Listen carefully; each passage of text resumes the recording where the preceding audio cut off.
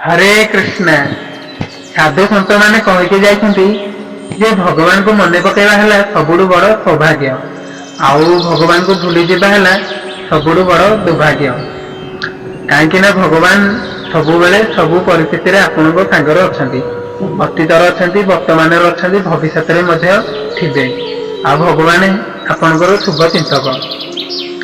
तो जया किशोरी जी कहते तू करुचु जोटा जोड़ा तू चाहूँ किंतु होची सेटा जोड़ा भगवान चाहते। तू भगवान जोड़ा चाहते सेटा कर, सेटा मिल जोड़ा तू चाहूँ। माने कि प्रकृत सुख, प्रकृत आनंद, प्रकृत भल पाइबा तथे निश्चय मिल जाए। तो भगवान जोड़ा चाहते सेटा करंतु।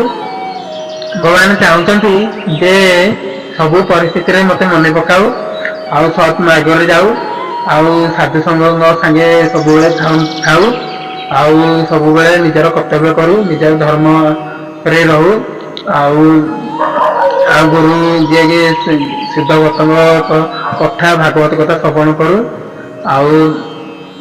आउ जीवप्रति सब भल पाइबा भाव आउ दया भाव सब रखी था। यह द्वारा से प्रकृत सुख पाइपर।